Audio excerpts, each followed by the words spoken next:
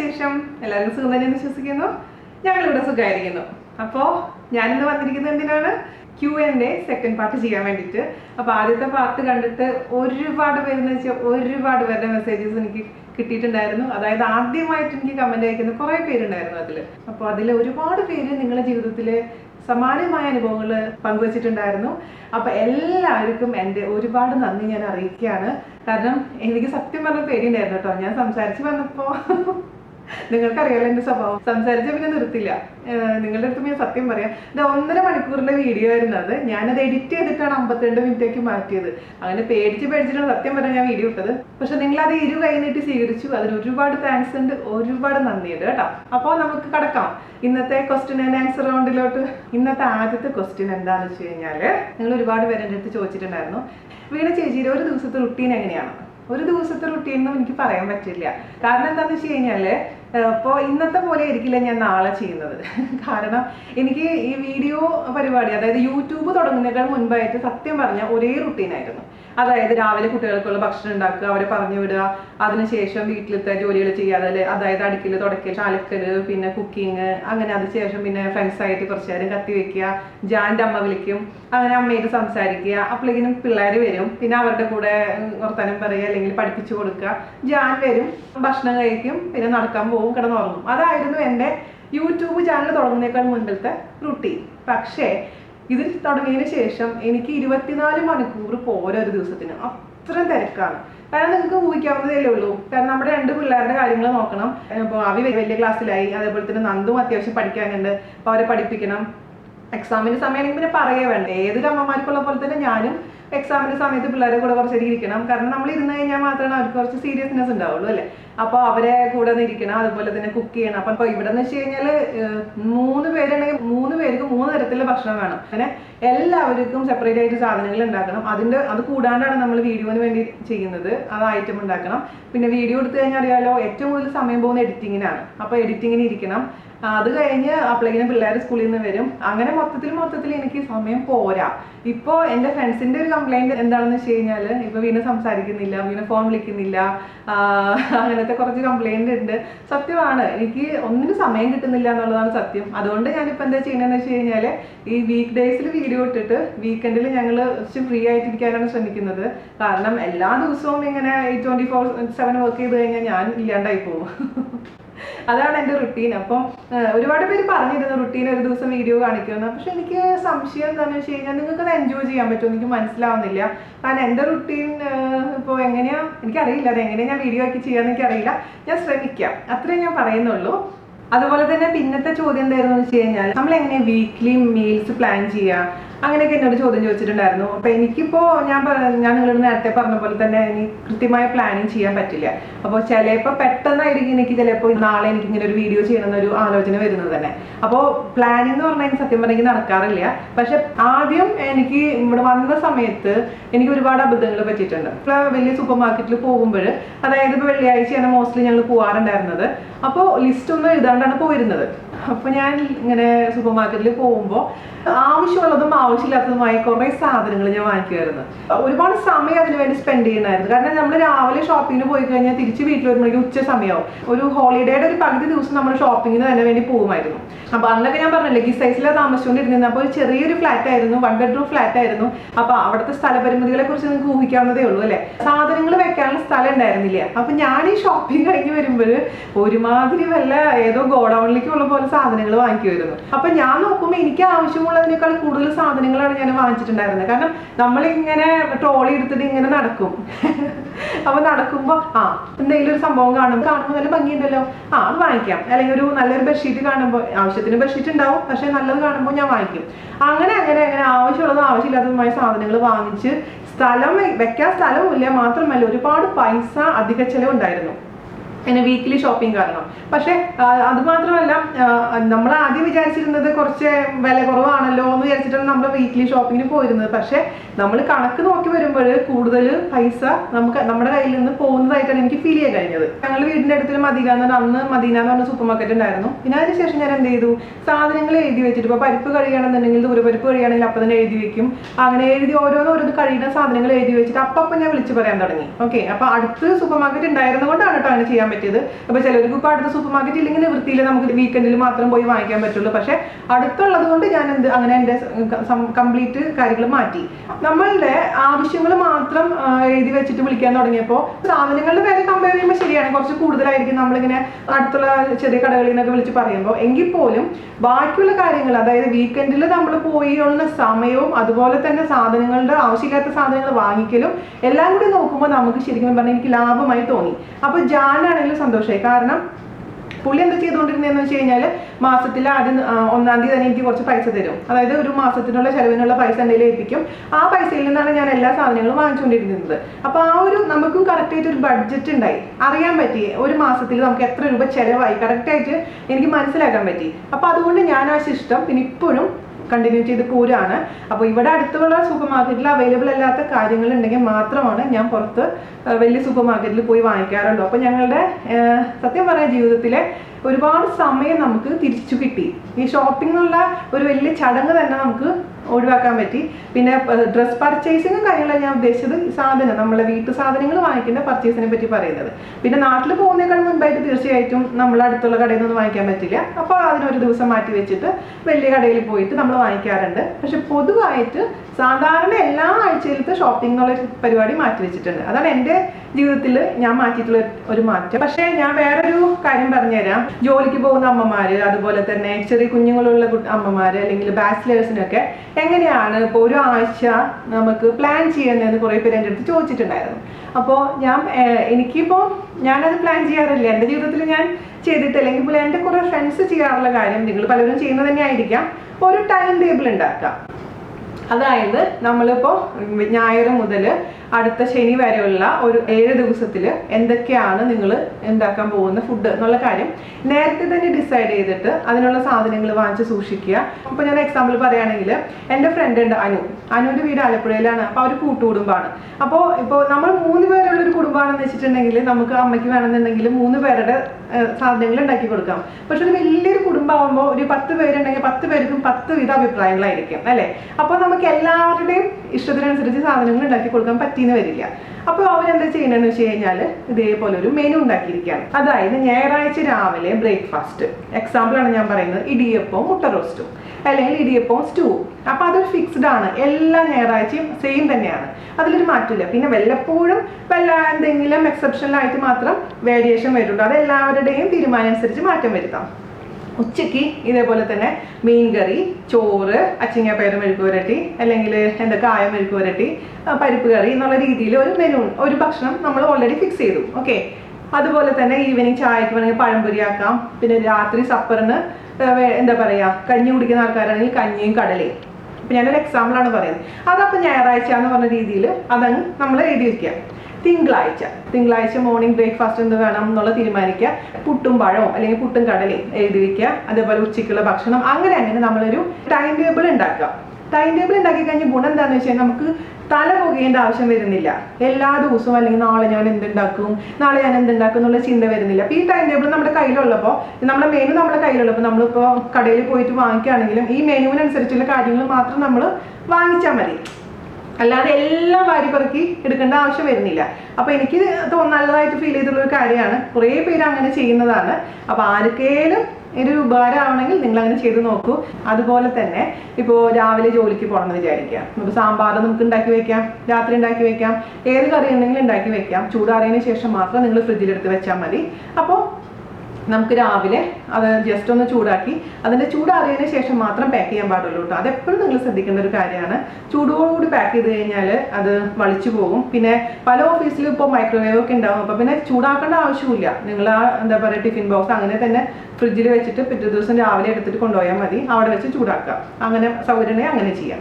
അപ്പോൾ പിന്നെ അതുപോലെ തന്നെ പച്ചക്കറികളൊക്കെ അരിഞ്ഞ് വെക്കുകയാണെന്നുണ്ടെങ്കിൽ ഇപ്പോൾ ചില കറികളൊക്കെ നമുക്ക് രാവിലെ ഉണ്ടാക്കുന്നതായിരിക്കും ഏറ്റവും നല്ലത്. കാരണം നാളികേരപ്പാൽ വെച്ചിട്ടുള്ള കറികളൊക്കെ എപ്പോഴും രാവിലെ തന്നെ ഉണ്ടാക്കിയത് നല്ലത്. അപ്പോൾ കറികളുടെ കഷ്ണങ്ങളൊക്കെ നമ്മൾ അരിഞ്ഞ് നേരത്തെ ഫ്രിഡ്ജിലെടുത്ത് വെക്കുക. അപ്പോൾ എല്ലാ കാര്യങ്ങളും അരച്ച് വെക്കാനുള്ളതെങ്കിൽ അരച്ച് വെക്കാം. അപ്പോൾ രാവിലെ വേണ്ടിയിട്ട് എല്ലാം കൂടി ഒന്ന് മിക്സ് ചെയ്തിട്ട് അങ്ങ് കുക്ക് ചെയ്തെടുത്താൽ മാത്രം മതിയാവും. അങ്ങനെ നമുക്ക് ഒരുപാട് സമയം ലാഭിക്കാൻ പറ്റും. അതേപോലെ തന്നെ ഞാനൊക്കെ എന്താ ചെയ്യാന്ന് വെച്ച് കഴിഞ്ഞാൽ കുറച്ചധികം ചെറിയുള്ളിയൊക്കെ, ജാൻ്റെ അമ്മ അങ്ങനെ തന്നെയായിരുന്നു, ചെറിയുള്ളിയൊക്കെ തൊലി കളഞ്ഞിട്ട് ഒരു കണ്ടെയ്നറിൽ നല്ലോണം അതിൻ്റെ വെള്ളമൊക്കെ നന്നായി തുടച്ച് കളഞ്ഞതിന് ശേഷം കണ്ടെയ്നറിൽ അടച്ചു വെക്കാറുണ്ട്. സവാള ഞാൻ അതിന് ചെയ്യാറില്ല കേട്ടോ, ചെറിയുള്ളി മാത്രം. അതുപോലെ തന്നെ ഇഞ്ചി തൊലി കളഞ്ഞ് വെക്കുക, വെളുത്തുള്ളി തൊലി കളഞ്ഞ് വെക്കുക, ഒക്കെ ഞാൻ ചെയ്ത് വെക്കാറുണ്ട്.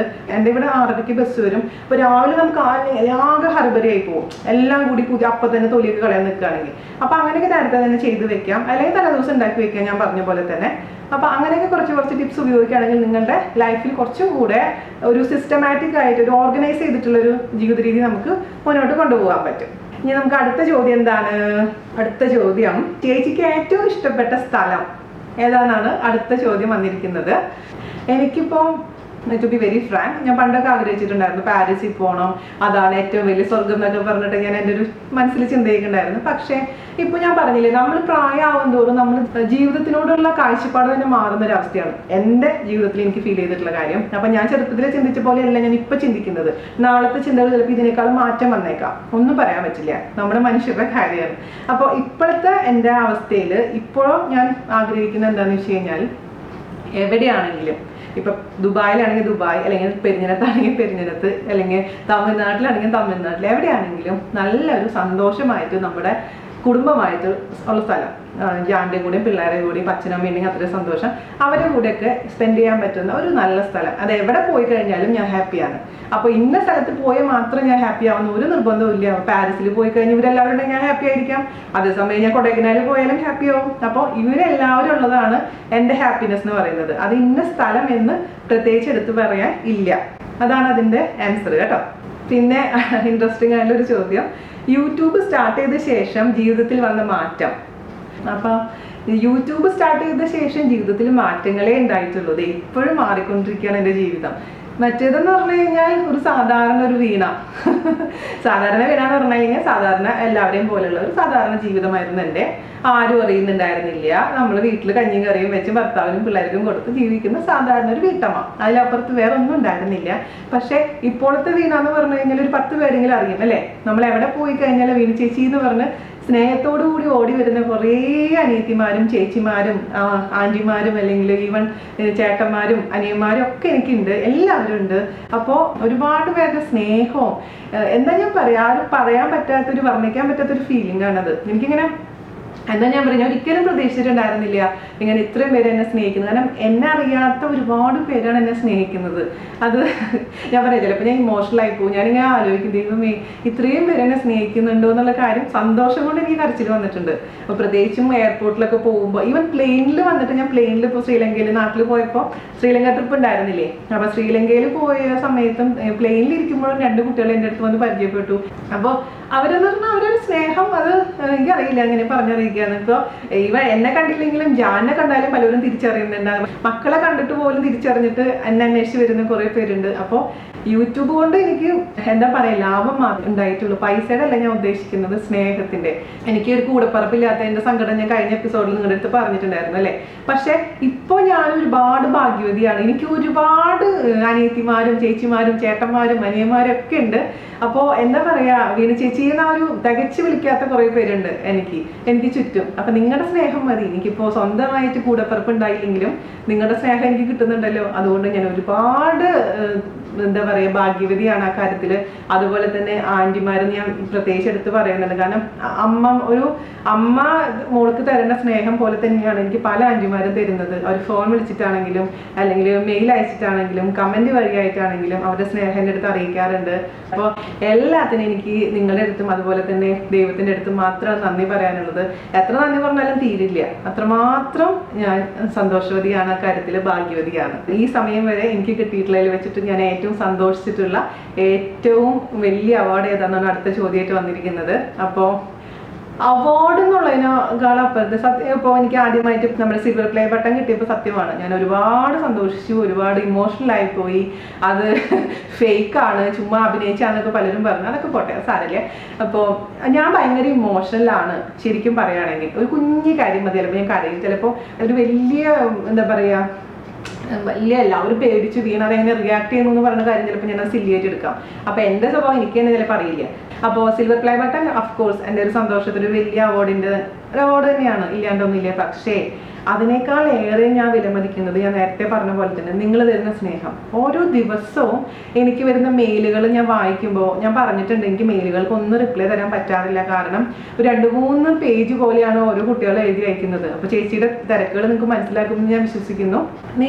ഞാൻ പറഞ്ഞില്ലേ, ഞാൻ പല വീഡിയോയിലും പറഞ്ഞിട്ടുള്ള പോലെ തന്നെ ഒരു സാധാരണ ഒരു കുക്കിംഗ് ചാനൽ നടത്തുന്ന ഒരു വീണ ചേച്ചീനേക്കാൾ അപ്പുറം നിങ്ങൾ ഒരുപാട് പേര് എന്നെ സ്നേഹിക്കുന്നുണ്ട്. അതായത് സ്വന്തം ചേച്ചിയായിട്ടും ചിലവർ എന്നെ വീണമ്മ എന്ന് വിളിക്കാറുണ്ട്. അതായത് അമ്മയുടെ സ്ഥാനം തന്ന കുറേ പേര് എനിക്ക് മെയിൽ അയക്കാറുണ്ട്. അതുപോലെ തന്നെ സ്വന്തം അനിയത്തിയായിട്ട് ഒരുപാട് പേര് മെയിൽ അയക്കുന്നുണ്ട്. അപ്പൊ അവരുടെ നിങ്ങളുടെ ജീവിതത്തിൽ ഉണ്ടാകുന്ന പല പ്രശ്നങ്ങളും നിങ്ങൾ എൻ്റെ അടുത്ത് പങ്കുവെക്കാറുണ്ട് അല്ലേ. പ്രത്യേകിച്ചും ഞാൻ ആ ഫേഷ്യൽ ഹെയർ ഗ്രോത്തിന്റെ വീഡിയോ, അതേപോലെ തന്നെ PCOD വീഡിയോ കിട്ടതിന് ശേഷം വരുന്ന മെയിലുകൾക്ക് എണ്ണത്തിന് ഈ കണക്ക് പറയാൻ പോലും പറ്റില്ല. അത്രയും കുട്ടികളാണ് എനിക്ക് മെയിൽ അയക്കുന്നത്. അപ്പോൾ ചിലർ പരിഭവം വരാറുണ്ട്, ചേച്ചി എനിക്ക് റിപ്ലൈ തന്നിട്ടില്ലാന്ന്. അപ്പോൾ മക്കൾ ഇതാണ് അതിൻ്റെ കാരണം. പിന്നെ ചില സമയത്ത് ഇപ്പോൾ നമ്മൾ അസുഖങ്ങൾ വരുന്ന സമയങ്ങളുണ്ടാകുമ്പോൾ ചിലപ്പോൾ എനിക്ക് തൊണ്ട ശരിയാവുണ്ടാവില്ല, അല്ലെങ്കിൽ കുട്ടികൾക്ക് അസുഖം, അല്ലെങ്കിൽ കുട്ടികൾക്ക് എക്സാം, അങ്ങനെ അതിൻ്റെ നമ്മുടേതായ കുറേ പേഴ്സണൽ ഇഷ്യൂസ് വരുന്ന സമയത്ത്, അതേപോലെ വീക്കെൻഡിൽ മെയിൽ അയച്ചു കഴിഞ്ഞാൽ അല്ലെങ്കിൽ മെസ്സേജ് അയച്ചു കഴിഞ്ഞാൽ ചിലപ്പോൾ എനിക്ക് അപ്പം തന്നെ റിപ്ലൈ തരാൻ പറ്റിയെന്ന് വരില്ല. നമ്മുടെ കുടുംബത്തിനും കുറച്ച് സമയം മാറ്റി വെക്കണം അല്ലേ. അപ്പോൾ അവരുടെ കൂടെയുള്ള സമയം ഞാൻ ഇതിൻ്റെ വേണ്ടി പുറകെ ഇരിക്കുകയാണെങ്കിൽ അവർക്കൊരു നീരസം ഉണ്ടാവാൻ ചാൻസ് ഉണ്ട്. പ്രത്യേകിച്ച് എൻ്റെ മോൻ പറയും, അമ്മ എന്താ ഇപ്പോൾ ഞങ്ങളുടെ കൂടെ അധികം സമയം ഇരിക്കാത്തത്, എപ്പോഴും നിങ്ങൾ കമന്റിന് റിപ്ലൈ കൊടുക്കണമെന്ന് ചിലപ്പോൾ ചോദിക്കാറുണ്ട്. അതുകൊണ്ട് ഞാൻ മാക്സിമം അങ്ങനത്തെ ഒരു സംഭവം ഒഴിവാക്കുകയാണ്. കാരണം അവർക്ക് ഒരിക്കലും അമ്മ അവരിൽ നിന്ന് മാറി നിൽക്കണമെന്ന് തോന്നാൻ പാടില്ല. വീക്കെൻഡിൽ ഞാൻ മുഴുവനും എൻ്റെ ഫാമിലിക്ക് വേണ്ടി ഞാൻ മാറ്റി വെച്ചിരിക്കുകയാണ്. പറഞ്ഞു വന്നത് എന്താണെന്ന് വെച്ച് കഴിഞ്ഞാൽ, അപ്പം നിങ്ങൾ തരുന്ന സ്നേഹമാണ് എൻ്റെ ഏറ്റവും വലിയ അവാർഡ്. പിന്നെ എന്നോട് ചോദിച്ചിട്ടുണ്ടായിരുന്നു നമുക്ക് എവിടെയെങ്കിലും മീറ്റ് ചെയ്യാൻ പറ്റുമെന്ന് തൃശ്ശൂർ വെച്ചിട്ട്. തീർച്ചയായും ഞങ്ങളൊന്ന് ആലോചിക്കുന്നുണ്ട്. അപ്പോൾ അടുത്ത ജൂലൈയിലോ ഓഗസ്റ്റിലോ വെച്ചിട്ട് നമുക്കൊന്ന് തീരുമാനിക്കാം. കറക്റ്റ് പ്ലേസും ഡേറ്റ് ഒക്കെ ഒന്ന് ഞാൻ അറിയിക്കാം. അപ്പോൾ പറ്റുന്നവർ നമുക്കൊന്ന് കാണാം. അതുപോലെ തന്നെ ദുബായിൽ വെച്ചിട്ട് ഒരു മീറ്റ് ഞങ്ങൾ പ്ലാൻ ചെയ്യുന്നുണ്ട്. അതും ഞാൻ തീർച്ചയായിട്ടും ഉടനെ തന്നെ അറിയിക്കാം. ഓക്കെ, അപ്പോൾ അതാണ് ഈ ചോദ്യങ്ങൾക്കുള്ള ഉത്തരം. പിന്നെ വേറൊരു ചോദ്യം എന്തായിരുന്നു എന്ന് വെച്ച് കഴിഞ്ഞാൽ, വീണ ചേച്ചി എപ്പോഴും കൂടെ കൊണ്ടു നടക്കുന്ന അമ്മയുടെ ഉപദേശം എന്തായിരുന്നു എന്നാണ് ചോദ്യം. അപ്പോൾ നമ്മുടെ അമ്മമാർ നമുക്ക് എപ്പോഴും ഉപദേശങ്ങൾ മാത്രമല്ലേ തന്നിട്ടുള്ളൂ. നമ്മുടെ നന്മയ്ക്ക് വേണ്ടി മാത്രമേ നമ്മുടെ അമ്മമാരെ എപ്പോഴും സംസാരിച്ചിട്ടുള്ളൂ.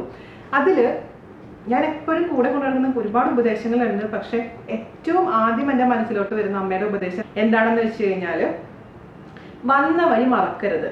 എൻ്റെ അമ്മ എപ്പോഴും പറയുന്ന ഒരു കാര്യമാണ് അത്. അമ്മ ചെറുപ്പത്തിൽ ഒരുപാട് സഫർ ചെയ്തിട്ടുള്ള ആളാണ്. ജോലി കിട്ടുന്ന വരെ അമ്മ ഒരുപാട് ബുദ്ധിമുട്ടുകൾ കൂടെ കടന്നു പോയിട്ടുള്ള ഒരാളാണ്. അമ്മയ്ക്ക് ദാരിദ്ര്യം എന്താണെന്നറിയാം, അതുപോലെ തന്നെ ഒറ്റപ്പെടൽ എന്താണെന്നറിയാം, സഹായിക്കാൻ ആരുമില്ലാത്ത അവസ്ഥ എന്താണെന്ന് എൻ്റെ അമ്മയ്ക്ക് അറിയാം. അപ്പോൾ ഒരാൾ വീട്ടിൽ ഒരു സഹായത്തിന് വരികയാണെന്നുണ്ടെങ്കിൽ അമ്മ ഒന്നും നോക്കാണ്ട് സഹായിക്കുന്ന ഒരാളാണ് എൻ്റെ അമ്മ. അത് കണ്ടിട്ടാണ് ഞാൻ വളർന്നിരിക്കുന്നത്. അപ്പോൾ അമ്മ അച്ഛനൊക്കെ ബിസിനസ്സൊക്കെ ചെയ്ത് അത്യാവശ്യം പൈസയായി ഇപ്പം നല്ലൊരു വെൽ ഓഫ് ആയ സമയത്ത് പോലും എൻ്റെ അമ്മ എപ്പോഴും എന്നോട് പറയുന്ന കാര്യമാണ്, മോളെ ചെറിയ പാവപ്പെട്ടവർ വരുമ്പോഴും നമ്മളൊരു അഹങ്കാരം കാണിക്കാൻ പാടില്ല, അവരുടെ അടുത്ത് നല്ലതായിട്ട് ബിഹേവ് ചെയ്യണം, ആര് വന്നു കഴിഞ്ഞാൽ ഈ അവരുടെ അടുത്ത് നല്ല ബഹുമാനത്തോടു കൂടി സംസാരിക്കണം എന്നൊക്കെ പറഞ്ഞ് ആദ്യമായിട്ട് എൻ്റെ അമ്മയാണ് എന്നെ അത് പഠിപ്പിച്ചിരിക്കുന്നത്. ഇന്ന് വരെ ഞാൻ അത് ഫോളോ ചെയ്തിട്ടുണ്ടെന്നാണ് ഞാൻ വിശ്വസിക്കുന്നത്. അപ്പോൾ ഞാനിപ്പോൾ എത്ര ഉയർന്ന നിലയിലോട്ട് പോയി കഴിഞ്ഞാലും, ഞാനിപ്പോൾ വന്നത് ഇപ്പോൾ യൂട്യൂബിൻ്റെ കാര്യം തന്നെ എടുക്കുകയാണെങ്കിൽ തന്നെ ആദ്യമായി ചെയ്തത് നമ്മുടെ മീൻകറിയിൽ നിന്ന് തുടങ്ങുമ്പോൾ എനിക്കറിയാം ഞാൻ എത്രമാത്രം ടെൻഷൻ അനുഭവിച്ചു എന്നുള്ള കാര്യം. മുഖത്ത് അത്ര പ്രകടമായിരുന്നില്ല, പക്ഷെ ഞാൻ കൈ കാലൊക്കെ വർക്ക് ചെയ്യുന്നുണ്ട്. കാരണം ആദ്യമായിട്ട് നമ്മളൊരു ജോലി ചെയ്യുമ്പോൾ നമുക്ക് എല്ലാവർക്കും ഉണ്ടാകുന്ന ഒരു ടെൻഷൻ എനിക്കുണ്ടായിരുന്നു. ഞാൻ പലപ്പോഴും പറഞ്ഞിട്ടുള്ള പോലെ തന്നെ. അപ്പോൾ അന്ന് ഉണ്ടായ അനുഭവങ്ങളും എനിക്ക് ഇപ്പോഴും എൻ്റെ മനസ്സിൽ ഇപ്പോഴും ഇന്നലെ കഴിഞ്ഞ പോലെ ഓർമ്മയുണ്ട്. അപ്പോൾ ഞാനിപ്പോൾ എത്ര വലിയ യൂട്യൂബർ ആയി കഴിഞ്ഞാലും നാളത്തെ എനിക്ക് പറയാൻ അറിയില്ല എന്താ സംഭവിക്കാന്ന്. പക്ഷെ ഇന്നും ഞാൻ ഇന്നലെ കഴിഞ്ഞ കാര്യങ്ങളൊക്കെ ഓർക്കുന്നുണ്ട്. അതുപോലെ തന്നെ എനിക്ക് സപ്പോർട്ട് ചെയ്ത ആൾക്കാരുടെ വാക്കുകൾ ഇപ്പോഴും എൻ്റെ കാതിലുണ്ട്. അപ്പോൾ ഞാൻ ആദ്യമായിട്ട് വീഡിയോ ഇട്ടപ്പോൾ എനിക്കറിയാം ഒട്ടും നല്ല ക്വാളിറ്റി ആയിരുന്നില്ല. പക്ഷെ പലരും എൻ്റെ അടുത്ത് പറഞ്ഞു, സാരല്ലേ വീണ, ആദ്യമായിട്ടല്ലേ ചെയ്യുന്നത്, തുടക്കക്കാർക്ക് അങ്ങനെയൊക്കെ മിസ്റ്റേക്സുകൾ പറ്റും, അത് പക്ഷേ നമുക്ക് മാറ്റിയെടുക്കാൻ പറ്റും എന്നൊക്കെ പറഞ്ഞ് ഒരുപാട് പേര് എന്നെ സപ്പോർട്ട് ചെയ്തിട്ടുണ്ട്. ആദ്യകാലം മുതലേ എന്നെ ഫോളോ ചെയ്യുന്ന കുറച്ച് പേരുണ്ട് ഇപ്പോഴും. അപ്പോൾ നിങ്ങളോടുള്ള നന്ദി ഞാൻ എനിക്ക് പറഞ്ഞറിയാൻ പറ്റില്ല. കാരണം എന്നോടുള്ളൊരു വിശ്വാസം അതാണ് നിങ്ങളെ ഇപ്പോഴും എൻ്റെ വീഡിയോ കാണുന്നത് പ്രേരിപ്പിക്കുന്നത് അല്ലേ. അപ്പോൾ ആ വിശ്വാസം ഉള്ളിടത്തോളം കാലം എനിക്ക് ഒന്നും പേടിക്കാനില്ല. പക്ഷേ അമ്മ പറഞ്ഞ പോലെ തന്നെ ആ വന്ന വഴി നമ്മൾ മറക്കാതിരിക്കുക. അമ്മയ്ക്ക് എന്താണ് അസുഖം ഉണ്ടായത്, അമ്മേനെ പറ്റി ഒന്ന് പറയുന്നൊക്കെ പറഞ്ഞിട്ടുണ്ടായിരുന്നു. അപ്പോൾ എൻ്റെ അമ്മേനെ പറ്റി ഞാനിപ്പോൾ പറഞ്ഞ പോലെ തന്നെ അമ്മ ഒരുപാട് ചെറുപ്പത്തിൽ ഒരുപാട് കഷ്ടതകൾ അനുഭവിച്ചിട്ടുള്ള ഒരു സ്ത്രീയാണ്. അപ്പോൾ അമ്മയ്ക്ക് ഈ പറഞ്ഞ പോലെ അച്ഛനെ കല്യാണം കഴിച്ച് ഒരു നല്ല അച്ഛൻ ബിസിനസ്സൊക്കെ ചെയ്ത് ഒരു വളർന്നെങ്കിൽ പോലും അമ്മയുടെ ആ ലാളിത്യം അമ്മ ഒരിക്കലും കൈവിട്ടിട്ടുണ്ടായിരുന്നില്ല. പക്ഷെ അമ്മയുടെ ജീവിതത്തിൽ അമ്മയ്ക്ക് പഠിപ്പിക്കുന്നതും കുട്ടികളായിട്ടുള്ള ഇന്ററാക്ഷൻ ഒക്കെ ഭയങ്കരമായിട്ട് എൻജോയ് ചെയ്തിരുന്ന ഒരാളായിരുന്നു. പക്ഷെ എന്ത് സംഭവിച്ചു എന്ന് വെച്ച് കഴിഞ്ഞാൽ അമ്മ റിട്ടയർ ആയതിനു ശേഷം അമ്മ പെട്ടെന്ന് അമ്മ ഭയങ്കരമായിട്ട് എന്താ പറയുക ഒരു ഡിപ്രഷൻ പോലെയായിട്ട് മാറി. കാരണം ഞാൻ പിന്നെ പഠിക്കാൻ പോയി, പ്രീ ഡിഗ്രി കഴിഞ്ഞതുകൊണ്ട് എഞ്ചിനീയറിങ്ങിന് പോയി. അപ്പോൾ ഞാനില്ലേ വീട്ടിൽ. അമ്മ ഒരു എന്താ പറയുക റൂമിൽ തന്നെ അടച്ചിരിക്കുക, ടി വി മാത്രം കാണുക. അപ്പം ഞാൻ അപ്പോഴേ അമ്മയുടെ അടുത്ത് പറഞ്ഞിരുന്നു, അമ്മ ഇങ്ങനെ ഇത് മാത്രം ചെയ്യാതെ അമ്മ 10 കുട്ടികൾ ട്യൂഷൻ എടുക്കുകയോ അല്ലെങ്കിൽ പുറത്ത് പോവുകയോ. അപ്പം അതൊന്നും അമ്മ കേട്ടില്ല. അപ്പം അമ്മയ്ക്ക് അങ്ങനെ റൂമിലിരുന്ന് ടി വി കാണാൻ തുടങ്ങി. ടി വി കാണുന്നു പറഞ്ഞപ്പോൾ ഞാൻ എപ്പോഴും ഹോസ്റ്റലിൽ നിന്നൊക്കെ വരുമ്പോഴും ഞാൻ കാണുന്നൊരു സീൻ എന്തായിരുന്നു എന്ന് വെച്ച് കഴിഞ്ഞാൽ, പൊതുവെ മിക്കവാറും നമ്മുടെ നാട്ടിൽ നടക്കുന്ന ഒരു കാര്യമാണ്. എൻ്റെ അമ്മ അതിൻ്റെ ഒരു വിക്റ്റിമാണെന്ന് മാത്രം പലപ്പോഴും പല സ്ഥലത്തും ഞാൻ പറഞ്ഞിട്ടുള്ളൊരു കാര്യമാണ്. അപ്പോൾ ഈ സീരിയലുകൾ, എല്ലാ സീരിയലുകളും ഞാൻ അടച്ചാക്ഷേപിക്കുകയല്ല, പക്ഷേ ഒരു 3/4 ഭാഗം മലയാളത്തിലെ സീരിയലുകളും വളരെ മോശപ്പെട്ട ഒരു സംഭവമാണ്. മോശപ്പെട്ട സംഭവം എന്ന് വെച്ച് കഴിഞ്ഞാൽ വേറെ ഒന്നും കൊണ്ടല്ല, എല്ലാം നെഗറ്റീവ് വൈബ്സ് ആണ് നമ്മുടെ മനുഷ്യൻ്റെ ജീവിതത്തിൽ ഉണ്ടാക്കിക്കൊണ്ടിരിക്കുന്നത്. അതിലെല്ലാം ഈ എന്താ പറയുക കുശുമ്പും കുന്നായ്മയും അതുപോലെ തന്നെ എന്താ ഞാൻ പറയാം, എല്ലാം നെഗറ്റീവായിട്ടുള്ള കാര്യങ്ങൾ മനുഷ്യരുടെ മനസ്സിലോട്ട് കുത്തി നിറയ്ക്കുന്ന പോലത്തെ ഒരു സംഭവമാണ്. ഇപ്പം അതിന് മിക്കതും അമ്മായിമ്മ പോരായിരിക്കും, അല്ലെങ്കിൽ മരുമോള് പോരായിരിക്കും, അങ്ങനെ. അപ്പോൾ ഇത് ഒരു സ്ത്രീ, ഒരു പ്രായമുള്ള സ്ത്രീയോ അല്ലെങ്കിൽ നമ്മൾ തന്നെ സാധാരണക്കാർ തന്നെ എപ്പോഴും സ്ഥിരമായിട്ട് ഡെയിലി നെഗറ്റീവായിട്ടുള്ള കാര്യം കേട്ടുകൊണ്ടേയിരിക്കും. നമ്മുടെ എല്ലാവരുടെ മനസ്സിലും പോസിറ്റീവായിട്ടും നെഗറ്റീവായിട്ടുള്ള 2 ആറ്റിറ്റ്യൂഡ് ഉണ്ടാവും അല്ലേ. അപ്പോൾ ഈ നെഗറ്റീവ് ആറ്റിറ്റ്യൂഡ് ഇങ്ങനെ വന്നുകൊണ്ടേയിരിക്കുമ്പോൾ കൂടുതലും നമ്മുടെ മനസ്സിൽ നെഗറ്റിവിറ്റിയാണ് കൂടിക്കൊണ്ടിരിക്കുന്നത്. അതേ പോസിറ്റിവിറ്റിക്ക് കുറഞ്ഞുകൊണ്ടേയിരിക്കും. അപ്പൊ എത്ര നല്ലൊരു അമ്മായിമ്മയാണെങ്കിലും എത്ര നല്ലൊരു മരുമോളാണെങ്കിലും ഇത് സ്ഥിരമായി കാണാൻ തുടങ്ങിക്കഴിഞ്ഞാൽ സ്വന്തം ജീവിതത്തിൽ അവർ കമ്പയർ ചെയ്യാൻ തുടങ്ങും. ഇപ്പൊ മോളെ പോലെ കാണുന്ന ഒരു അമ്മായിമ്മയാണെങ്കിലും പക്ഷെ ആ സീരിയലിന്റെ എഫക്ട് ഇവരുടെ ജീവിതത്തിൽ വരാൻ തുടങ്ങും. അപ്പോൾ പതുക്കെ അവരുടെ ജീവിതത്തിൽ അസ്വാരസ്യങ്ങൾ ഉണ്ടാവാം, ചെറിയ വഴക്കുകൾ ഉണ്ടാവാൻ തുടങ്ങും. ഇത് സീരിയൽ മാത്രമാണ്, ഇത് ജീവിതമല്ല എന്നുള്ള കാര്യം പലപ്പോഴും പലരും മറന്നു പോകുന്നൊരവസ്ഥയാണ്. ഞാൻ പറഞ്ഞു വന്നത് എന്താണെന്ന് വെച്ച് കഴിഞ്ഞാൽ, എൻ്റെ അമ്മ സീരിയലിന് അഡിക്റ്റ് ആയി ഒരു വല്ലാത്തൊരു സീരിയൽ മാത്രം കാണുക, അത് മാത്രമാണ് ജീവിതം, അത് മാത്രമാണ് സത്യം എന്നുള്ളൊരു അവസ്ഥയിലോട്ട് മാറിപ്പോയി. എന്താ പറയാ, യാഥാർത്ഥ്യമായ കാര്യങ്ങളൊന്നല്ലല്ലോ നടക്കുന്നത്. പക്ഷെ എൻ്റെ അമ്മ അത് ഞാൻ പറഞ്ഞ പോലെ യാഥാർത്ഥ്യമാണെന്ന് ഉൾക്കൊണ്ടുകൊണ്ട് പലപ്പോഴും പല പ്രശ്നങ്ങളുണ്ടായിരുന്നു. അപ്പോൾ കൂടുതൽ ഡിപ്രഷനിലോട്ട് ഇങ്ങനെ വന്നുകൊണ്ടിരിക്കുകയായിരുന്നു. അപ്പോൾ ഞാൻ പല രീതിയിലും അമ്മേനെ അതിൽ നിന്ന് പിന്തിരിപ്പിക്കാൻ ശ്രമിച്ചെങ്കിലും അത് ശരിയായില്ല. അപ്പോൾ അങ്ങനെ പിന്നെ പല അമ്മയ്ക്ക് ബാക്ക് പെയിൻ ഉണ്ടായിരുന്നു, അങ്ങനെ ഒരുപാട് ഇഷ്യൂസ് ഉണ്ടായിരുന്നു അമ്മ. അപ്പോൾ ബേസിക്കലി ആ സ്കൂൾ റിട്ടയർമെന്റിന് ശേഷമാണ് അമ്മയുടെ ഒരുപാട് ഹെൽത്ത് ഇഷ്യൂസും മാനസികമായിട്ടുള്ള ഇഷ്യൂസും വന്നിട്ടുള്ളത്. അതിനുശേഷം പിന്നെ റീസെന്റ് ആയിട്ട് ഒരു 3 വർഷം മുമ്പ് എന്ത് സംഭവിച്ചു എന്ന് വെച്ച് കഴിഞ്ഞാൽ, പെട്ടെന്ന് സോഡിയം ലോ ആയിട്ട് അമ്മ തലയിറങ്ങി വീണു. അങ്ങനെ കംപ്ലീറ്റ് ബെഡ് റിഡൻ ആയി. വർഷത്തെ ഗ്യാപ്പിന് ശേഷമാണ് എൻ്റെ അമ്മ ഇപ്പോൾ റീസെന്റ് ആയിട്ട് എന്ത് നടന്നതും നിങ്ങൾ കണ്ടല്ലേ, സംസാരിച്ചപ്പോൾ ഓർമ്മക്കുറവുണ്ട്. ദൈവത്തിന്റെ സഹായം കൊണ്ട് അതൊക്കെ ശരിയായി വരുന്നു. ഇപ്പോൾ സീരിയലൊന്നും കാണുന്നില്ല, ഇപ്പോൾ ആള് പ്ലസന്റ് ആണ്, ഇപ്പൊ നന്നായി ചിരിക്കാൻ തുടങ്ങിയിട്ടുണ്ട്, നല്ല മാറ്റമുണ്ട്. അത് എന്താ പറയാ, എല്ലാം ദൈവത്തിന് ഞാൻ നന്ദി പറയാണ്. അപ്പോൾ എനിക്ക് പറയാനുള്ളത്, നിങ്ങളുടെ അമ്മമാരോ നിങ്ങൾക്ക് പ്രിയപ്പെട്ട ആരെങ്കിലൊക്കെ ഇതുപോലെ ചെയ്യുന്നുണ്ടെങ്കിൽ അവരെ സീരിയൽ കാണണ്ടെന്നല്ല ഞാൻ പറയുന്നത്, പക്ഷെ അതിൽ നിന്ന് കുറച്ച് നിങ്ങൾ അതിൽ നിന്ന് അവരെ കൊണ്ടുവരണം. അത് ഇത്ര നേരം കാണണ്ട അമ്മ, അല്ലെങ്കിൽ കണ്ടോട്ടെ, നല്ല നല്ല പരിപാടികളില്ലേ, നല്ല നല്ല പാട്ടിന്റെ പരിപാടിയോ അല്ലെങ്കിൽ കോമഡി സിനിമയോ എന്താന്ന് വെച്ചാൽ അതൊക്കെ ഇട്ട് കൊടുക്കും. ഈ അമ്മായിമ്മ പോലും ഇങ്ങനത്തെ സാധ്യതകളുള്ള സീരിയലുകൾ നിങ്ങൾ മലയാളികൾ ഒന്ന് ഒഴിവാക്കി നോക്കിക്കഴിഞ്ഞാൽ തന്നെ നമ്മുടെ ജീവിതത്തിൽ നമ്മുടെ വീട്ടിലുണ്ടാവുന്ന മാക്സിമം പ്രശ്നങ്ങൾ, ഒരു പരിധി വരെ നമ്മുടെ വീട്ടിലുണ്ടാവുന്ന പ്രശ്നങ്ങൾ ഒഴിവാക്കാൻ പറ്റുന്നതാണ് ഞാൻ വിശ്വസിക്കുന്നത്. കാരണം ഞാൻ എൻ്റെ ജീവിതത്തിൽ സ്വന്തമായി അനുഭവിച്ചറിഞ്ഞ കുറച്ച് കാര്യങ്ങളാണ് ഞാൻ നിങ്ങളുടെ അടുത്ത് ഷെയർ ചെയ്യുന്നത്. അപ്പോൾ എൻ്റെ വീട്ടിൽ ഇപ്പോൾ ഇവിടെ TV ഉണ്ടെന്നല്ലാതെ നിങ്ങൾ കണക്ഷൻ എടുത്തിട്ടില്ല. അതിൽ പിള്ളേർക്ക് കളിക്കാൻ വേണ്ടി മാത്രമാണ് ഇവിടെ TV ഉള്ളത്. അവിടെ എന്തെങ്കിലും എനിക്ക് ഇഷ്ടപ്പെട്ടത് മുഴുവനും ഞാൻ യൂട്യൂബ് വഴിയാണ് കാണുന്നത്. അതും എനിക്ക് ഇഷ്ടപ്പെട്ട കുറച്ച് പരിപാടികളുണ്ട്. അപ്പൊ അതാണ് എനിക്ക് നിങ്ങളുടെ അടുത്ത് പറയാനുള്ളത്. ഒരുപാട് പേരെ പ്രാർത്ഥനയുണ്ട്. അതുകൊണ്ട് എൻ്റെ അമ്മ ഇപ്പൊ നല്ല ഉഷാറായിട്ട് മിടുക്കി കുട്ടിയായിട്ട് വരുന്നുണ്ട്. അപ്പൊ അടുത്ത വർഷം ഞാൻ നാട്ടിൽ പോകുമ്പോൾ അമ്മയുടെ കൂടെയുള്ള കുറച്ച് വീഡിയോസ് തീർച്ചയായിട്ടും ഇടാം. എല്ലാവരുടെ പ്രാർത്ഥനയും തീർച്ചയായിട്ടും ഇനിയും ഞാൻ പ്രതീക്ഷിക്കുന്നു. അപ്പൊ അതായിരുന്നു ആ ചോദ്യത്തിന്റെ ഉത്തരം. പിന്നത്തെ ചോദ്യം എന്തായിരുന്നു എന്ന് വെച്ച് കഴിഞ്ഞാല്, ജാന്റെ പാരൻസിനെ പറ്റി പറയാം. തീർച്ചയായിട്ടും അത് ഞാൻ കഴിഞ്ഞ വീഡിയോയിൽ പറയാൻ വിട്ടുപോയതാണ്. ജാന്റെ വീട് എടത്തിരുത്തി എന്ന് പറഞ്ഞ സ്ഥലത്താണ്. എടമുട്ടത്തുള്ള എടത്തിരുത്തി. അവിടെ കുമ്പളപ്പുറമിൽ നിന്നാണ് വീട്ടുപേര്. ജോഷി എന്നാണ് അച്ഛൻ്റെ പേര്. അമ്മയുടെ പേര് ലേഖ. അമ്മയുടെ വീട്ടുപേര് പുഴുപ്പള്ളിയാണ്. അമ്മയുടെ സ്ഥലം കണ്ടാണിശ്ശേരി, ഗുരുവായൂർ അടുത്തുള്ള കണ്ടാണിശ്ശേരിയിലാണ് അമ്മ റിട്ടയർഡ് പ്രൊഫസറാണ്. SN കോളേജിൽ മാത്സ് പ്രൊഫസറായിരുന്നു. അച്ഛനൊരു സിവിൽ എഞ്ചിനീയർ ആണ്. റിട്ടയർ ആയപ്പോൾ ഇപ്പോൾ നാട്ടിൽ അവർ സെറ്റിലായി. അപ്പോൾ അവരിപ്പോൾ സ്വസ്ഥമായിട്ടിരിക്കുന്നു. അവർ എനർജറ്റിക് ആണ്. എപ്പോഴും എന്തെങ്കിലും കാര്യങ്ങളൊക്കെ ആയിട്ട് ഓരോ സ്ഥലത്തായിട്ട് ഇങ്ങനെ ഓടി നടക്കുന്നു. അതുകൊണ്ട് അവർ ഹാപ്പി ആയിട്ട് ജീവിക്കുന്നു. ഞാൻ ഒറ്റ മോനാണ്. അപ്പോൾ ഞാൻ പറഞ്ഞ പോലെ തന്നെ ഞാൻ ഒറ്റ മോളായിരുന്നു. അവിടെ ചെന്നപ്പോൾ അവിടെ ഒറ്റ മോൻ. അപ്പോൾ പക്ഷെ ഒരു കാര്യത്തിൽ സമാധാനിക്കുക, ഒരുപാട് പേര് ചോദിച്ചിട്ടുണ്ടായിരുന്നു, വിനു ചേച്ചിക്ക് അമ്മായിമ്മ പോലെ ഉണ്ടായിരുന്നോ, അല്ലെങ്കിൽ നാത്തൂമ്പൂരുണ്ടായിരുന്നു എന്നൊക്കെ ചോദിച്ചിട്ടുണ്ടായിരുന്നു. പക്ഷെ എനിക്ക് അങ്ങനെയൊന്നും ഒരു കുഴപ്പമുണ്ടായില്ല, ദൈവം സഹായിച്ചിട്ട്. നല്ലൊരു അമ്മായിമ്മനെ എനിക്ക് കിട്ടിയത്. അമ്മായിമ്മ എന്ന് പറയാൻ ആഗ്രഹിക്കുന്നില്ല, എൻ്റെ അമ്മ തന്നെയാണ്. അതുപോലെ തന്നെ അത്രയും സ്വീറ്റ് ആയിട്ടുള്ള അച്ഛനെ കണ്ടു കഴിഞ്ഞാൽ ഇതിലൊരു പേടിക്കും, പട്ടാളക്കാരനാണെന്നൊക്കെ ചോദിക്കും. പക്ഷെ അച്ഛൻ പഞ്ച് പാവാണ്. അച്ഛൻ എന്തൊരു നല്ല മനുഷ്യനാണെന്നറിയോ. എന്താ പറയാ, ആ ഒരു മീശയൊക്കെ ഉണ്ടെങ്കിലും ഭയങ്കര പാവാണ്, തമാശയൊക്കെ പറയുന്ന ഒരാളാണ്. അങ്ങനെ പിന്നെ നാത്തുമ്പോരിന്റെ ആവശ്യമില്ല, ഒറ്റ മോനായതുകൊണ്ട് നാത്തുമ്പോരില്ല.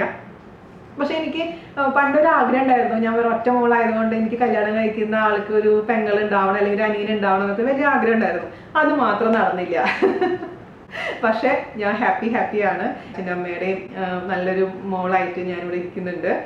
അതേപോലെ തന്നെ അപ്പോൾ അതാണ് അച്ഛൻ്റെ അമ്മയുടെയും കാര്യം. അപ്പോൾ അച്ഛനമ്മ കാണുന്നുണ്ടെങ്കിൽ വലിയൊരു ഹായ്, ഒരുപാട് ഉമ്മ ഉമ്മ ഉമ്മ ഉമ്മ. പിന്നത്തെ ചോദ്യം എന്തായിരുന്നു എന്നറിയാമോ? ദുബായിൽ വന്ന ശേഷം വീണ ചേച്ചിക്ക് പറ്റിയ അബദ്ധങ്ങൾ. അതൊരു അബദ്ധങ്ങളുടെ ഘോഷയാത്ര തന്നെ എനിക്ക് ഉണ്ടായിട്ടുണ്ടായിരുന്നു. അതിപ്പോൾ പറയണമെങ്കിൽ എപ്പിസോഡൊന്നും മതിയാവില്ല. അപ്പോൾ ചുരുക്കത്തിൽ ഞാൻ പറയാം, പല വീഡിയോയിൽ ഞാൻ പറഞ്ഞിട്ടുണ്ട് കേട്ടോ. കാരണം എൻ്റെ വീഡിയോസ് സ്ഥിരം കാണുന്ന ആൾക്കാർക്ക് ഇതൊക്കെ അറിയുന്നുണ്ടാവും. എൻ്റെ ജീവിതത്തിൽ എനിക്ക് ഫീൽ ചെയ്തിട്ടുള്ള ഏറ്റവും വലിയ അബദ്ധം എന്ന് പറഞ്ഞു കഴിഞ്ഞാൽ, ഞാൻ ദുബായിൽ വന്ന ശേഷം ഇതേപോലെ തന്നെ കുറേ നാള്, ഒരു വർഷമൊക്കെ കഴിഞ്ഞിട്ടാന്ന് തോന്നുന്നു, അല്ല 2 വർഷം കഴിഞ്ഞിട്ട് എനിക്കൊരാഗ്രഹം, എൻ്റെ മുടിയൊക്കെ ഒന്ന് വെട്ടണം, ബ്യൂട്ടി പാർലറിൽ പോകണം. അപ്പം അതുവരെ ഞാൻ ബ്യൂട്ടി പാർലർ പോയിട്ടില്ല കേട്ടോ. ആകപ്പാടെ ഞാൻ നാട്ടിൽ ബ്യൂട്ടി പാർലറിൽ പോകുന്ന പുരികം ത്രെഡ് ചെയ്യാൻ മാത്രമാണ്, വേറെ ഒന്നും ചെയ്യാറില്ല. അപ്പോൾ ഇവിടെ ബ്യൂട്ടി പാർലർ പുരികം ത്രെഡ് ചെയ്യാനും പോലും പോകണ്ടായിരുന്നില്ല. ഇങ്ങനെ എനിക്ക് പെട്ടെന്ന് എൻ്റെ പുരികം ഇങ്ങനെ കാട് പിടിക്കുന്ന ഒരു പുരികമാണ്, എൻ്റെ അച്ഛൻ്റെ പുരികമാണ്. അപ്പോൾ ഒരുമാതിരി കഥകളിക്കാരെ പോലെ കഴിഞ്ഞായിരുന്നു. അപ്പോൾ ഈ ത്രെഡ് ചെയ്ത് ഞാനിങ്ങനെ പ്ലക്ക് ചെയ്തിട്ട് ഇവിടെയൊക്കെ കറുത്ത കളറൊക്കെ വന്നൊരു വൃത്തികെട്ട രൂപമായിട്ട് മാറിയായിരുന്നു. അപ്പോൾ എൻ്റെ ഫ്രണ്ട് പറഞ്ഞു, നമുക്ക് ബ്യൂട്ടി പാർലറിൽ പോവാം, എന്തായാലും മുടിയൊക്കെ ഒന്ന് വെട്ടാം, ഒരു സുന്ദരിയായിട്ട് വരാമെന്നൊക്കെ പറഞ്ഞിട്ട് ഞാനും എൻ്റെ ഫ്രണ്ടും കൂടി ബ്യൂട്ടി പാർലറിൽ പോയി കേട്ടോ. എനിക്ക് അറബിയൊന്നും അറിയില്ല. അപ്പോൾ ആ ബ്യൂട്ടി പാർലർ എന്ന് പറഞ്ഞു കഴിഞ്ഞാൽ ഒരു അറബി ലേഡി നടത്തുന്നൊരു പാർലറാണ്. അപ്പോൾ ഇവള് പറഞ്ഞു എനിക്ക് അവൾക്ക് അറബിയൊക്കെ അറിയാന്ന് പറഞ്ഞു, വലിയ സംഭവമൊക്കെയാണ്. അപ്പോൾ ഞാൻ പറഞ്ഞു, നീ പറഞ്ഞാൽ മതി എന്തൊക്കെ ചെയ്യേണ്ടതെന്നൊക്കെ പറഞ്ഞ് പുരിയം ത്രെഡ് ചെയ്ത് കുഴപ്പമില്ല, അത്യാവശ്യം വലിയ കുഴപ്പമില്ലാണ്ട് പുരിയം ത്രെഡ് ചെയ്തു. അപ്പോൾ അതാ ഞാൻ പറഞ്ഞു, മുടി മുറിക്കുമ്പോൾ മുടി മുറിക്കണം എന്ന് പറഞ്ഞല്ലേ പോയത്. അപ്പോൾ ഞാൻ വെറുതെ ഇങ്ങനെ ജസ്റ്റ് ഒന്ന് തുമ്പ് മാത്രം വെട്ടിയാൽ മതി, എനിക്ക് അങ്ങനെ ഒരുപാട് മുടി വെട്ടുന്ന ഇഷ്ടമില്ല എന്ന് പറഞ്ഞു. അപ്പോൾ അവൾ പറഞ്ഞു, ഇല്ലടി നല്ലതാണ്, കുറച്ചും കൂടെ സൈഡൊക്കെ വെട്ടിയിട്ട് കഴിഞ്ഞാൽ നന്നായിരിക്കും എന്നൊക്കെ പറഞ്ഞു. അപ്പോൾ ഞാൻ പറഞ്ഞു, നന്നായിട്ടുണ്ടാകുമോ, അവൻ്റെ മുടി ഇങ്ങനെ വെട്ടിയത് കണ്ടില്ലേ എന്നൊക്കെ പറഞ്ഞു. പുള്ളിക്കാരിയുടെ മുടിയൊക്കെ കാണിച്ചു തന്നു. പക്ഷെ അവൾ ഇവിടെ അല്ല ചെയ്തത്, അത് വേറെ കാര്യം. അപ്പോൾ ഞാനവിടെ ഇരുന്നു. അപ്പോൾ മുടി വെട്ടുന്ന സൗണ്ട് ഉണ്ട്. അപ്പോൾ ഞാൻ എന്താ വിചാരിക്കുന്നത്, ഇച്ചിരി മുടി വെട്ടുന്നുണ്ടെന്ന്. അവസാനം ഞാൻ കണ്ണാടി നോക്കിയപ്പോൾ എന്താ സംഭവിച്ചതെന്ന് അറിയാമോ? ഇപ്പം ഈ മുടിയില്ലേ, ഞാനിവിടെ വെട്ടിയിട്ടില്ലേ മുടി മൊത്തത്തിൽ ഇവിടം വരെ ഞങ്ങൾ വെട്ടി, ഇത്രയും നീളം അവരും കട്ട് ചെയ്ത് കളഞ്ഞ് ഇവിടം വരെ ആക്കി. അപ്പോൾ കട്ട് ചെയ്യുന്നത് എനിക്ക് തോന്നിയിരുന്നു ഇവിടെ സൗണ്ട് കേൾക്കുമ്പോഴും. പക്ഷെ ഞാൻ വിചാരിച്ച സൈഡ് ഇത്ര മാത്രം കട്ട് ചെയ്യാൻ വേണ്ടി മുറിക്കുന്നതാണ്. പക്ഷെ മൊത്തത്തിൽ അവരങ്ങ് മുറിച്ച് ഞാൻ കരച്ചിലായി, പ്രശ്നമായി. എനിക്ക് സംസാരിക്കാൻ അറിയില്ല. ഈ പെണ്ണിനാണെങ്കിൽ അറബി മാത്രമേ അറിയുള്ളൂ. അവര് തിരിച്ചു പറയുന്നുണ്ട്. ആകപ്പാടൊരു കോലാഹലായിരുന്നു. ദൈവമേ, കരഞ്ഞൂർ പരുവ. എനിക്ക് പേടിയായി. എൻ്റെ മുടി പോയതിന്റെ സങ്കടം ഒന്ന്, പിന്നെ വീട്ടിലേക്ക് കയറി ചെല്ലാൻ പറ്റില്ല. ജാൻ എങ്ങനെ റിയാക്ട് ചെയ്യും, അവി എങ്ങനെ റിയാക്ട് ചെയ്യും. മാത്രമല്ല 2 മാസം കഴിഞ്ഞ് എനിക്ക് നാട്ടിൽ പോകേണ്ട സമയമായിരുന്നു. എൻ്റെ വീട്ടിലമ്മ കേറ്റുമോ, അങ്ങനെ 1000 ചോദ്യങ്ങൾ എൻ്റെ മനസ്സിൽ മിന്നിമറിയായിരുന്നു. ഈശ്വര, ഞാൻ എന്ത് ചെയ്യും. അത് കഴിഞ്ഞ് ഞാൻ വീട്ടിലെത്തി കോളിംഗ് ബെൽ അടിച്ചുട്ടാ. എന്നിട്ട് കോളിംഗ് ബെൽ അടിച്ചിട്ട് തുറക്കണില്ല. അപ്പം ഞാനതെന്താ, അപ്പം ഞാനൊരു മൊബൈലിൽ നിന്ന് ജാൻ്റെ മൊബൈലിലോട്ട് വിളിക്കുന്നത്, എന്താ ഡോർ തുറക്കാത്തതെന്ന് വെച്ചു. അപ്പൊ നീ എവിടെയാന്ന് വെച്ചാൽ ഞാൻ പറഞ്ഞു, ഞാൻ പുറത്ത് നിൽക്കാൻ തുടങ്ങിയിട്ട് കുറെ നേരമായില്ല, എന്താ നിങ്ങൾ ഡോർ തുറക്കാത്തെ? നീ ആയിരുന്നു അത്, ഞാനേത് ഫിലിപ്പിനോ പെണ്ണാന്ന് വിചാരിച്ചു. എന്ത് ദൈവമേ, എന്റെ നെഞ്ച്. ഞാൻ വിചാരിച്ചു എനിക്ക് പറ്റേക്ക് വന്നു. ആള് കളിയാക്കിയതാണോ അതോ സത്യം പറഞ്ഞാണോ ഇന്ന് വരെ എനിക്കറിയില്ല. ഡോർ തുറന്നുട്ടാ. ഡോർ തുറന്നിട്ട് താരത്, എന്താ പറ്റിയത്? ഞാൻ പറഞ്ഞു, എൻ്റെ മുടിയെല്ലാം പോയി. പിന്നെ ഭയങ്കര കൂട്ടച്ചിരി, കളിയാക്കല്, അറിയാലോ ഊഹിക്കാലോ എന്തായിരിക്കും അവിടുത്തെ സീൻ എന്നുള്ള കാര്യം. അത് എനിക്ക് ഇപ്പോൾ ആലോചിക്കുമ്പോഴേ കൈയും കാലൊക്കെ വിറക്കുന്നു. അത് കഴിഞ്ഞ് പിന്നെ നാട്ടിൽ ചെന്നപ്പോൾ അമ്മയുടെ ചീത്ത ബഹളം. അത് മുടിയാണെങ്കിൽ വളരണമില്ല കുന്തം. എത്ര നാൾ പിടിച്ചു എനിക്ക് ആ മുടി വളരാൻ. എനിക്കറിയില്ല, എനിക്ക് മുടിയില്ലാത്തൊരു അവസ്ഥയെ കുറിച്ച് ആലോചിക്കാൻ പറ്റില്ലായിരുന്നു. എനിക്കിപ്പോൾ തിക്നെസ് ഒന്നും ഇല്ല കാര്യമായിട്ടൊന്നും, സത്യം പറയാമല്ലോ. പക്ഷെ ഇന്നലെ നീളം ഉണ്ടായിരുന്നു. അപ്പോൾ ആ നീളം കൂടെ പോയപ്പോൾ പിന്നെ പറയണ്ടായിരുന്നു, ഒരുമാതിരി കോഴി കുളിച്ച പോലത്തെ ഒരു അവസ്ഥ. അങ്ങനെ ഒരു വല്ലാത്തൊരു അബദ്ധം എനിക്ക് ജീവിതത്തിൽ സംഭവിച്ചിട്ടുണ്ട്. അത് നിങ്ങൾക്ക് ചിലപ്പോൾ അത്ര വലിയ അബദ്ധമായിട്ട് തോന്നിയെന്ന് വരില്ല. പക്ഷെ എനിക്ക് എന്നെ സംബന്ധിച്ചിടത്തോളം വലിയൊരു അബദ്ധം തന്നെ ആയിരുന്നു. അതാണ് എൻ്റെ അബദ്ധം. പിന്നെ ഞാൻ ദുബായിൽ ആകപ്പാടെ പോകുന്നത് പുരികം ത്രെഡ് ചെയ്യാൻ മാത്രം, വേറെ ഒരു സംഭവത്തിന് ഞാൻ ഇതുവരെ പോയിട്ടില്ല. പിന്നെ നിങ്ങൾ ചോദിക്കാറുണ്ട് എൻ്റെ മുടിയുടെ കട്ടിങ് ഒക്കെ, ഞാൻ തന്നെ കട്ട് ചെയ്തിടുന്നതാണ്. ഇതിനൊരു പേരൊന്നുമില്ല, ചുമ്മാ കുറച്ച് മുടി എടുത്ത് ഫ്രണ്ടിലിട്ട് ഇങ്ങനെ കട്ട് ചെയ്യും, അത്ര തന്നെ. അല്ലാണ്ട് സംഭവങ്ങളൊന്നുമില്ല. പിന്നെ മുടി സ്ട്രെയിറ്റ് ചെയ്യാറില്ല. എൻ്റെ മുടി എപ്പോഴും നല്ല സ്ട്രെയിറ്റ് ആയിട്ടുള്ള മുടി തന്നെയാണ്. സ്ട്രെയിറ്റ് ചെയ്യാറ് ഒന്നുമില്ല. ആകപ്പാടെ ഞാൻ ചെയ്യുന്നത് മാസത്തിൽ ഒരിക്കൽ ഹെന്ന ചെയ്യും. അത് മാത്രമാണ് എൻ്റെ മുടിക്കുന്ന പറഞ്ഞിട്ട് ഞാൻ ചെയ്യുന്നത്. പിന്നെ ഉരുക്ക് വെളിച്ചെണ്ണ, അതായത് നമ്മുടെ വെന്ത വെളിച്ചെണ്ണ ഉണ്ടല്ലോ, നമ്മൾ വീഡിയോ ചെയ്തിട്ടുണ്ട്, ആ വെന്ത വെളിച്ചെണ്ണ തേക്കും. അതെല്ലാം തന്നെ കാച്ചിയ വെളിച്ചെണ്ണ തേക്കും. അതിലേതെങ്കിലും ഒന്നാണ് എപ്പോഴും ചെയ്തുകൊണ്ടിരിക്കുന്നത്. വേറെ ഒരു കെയറും ഇല്ല.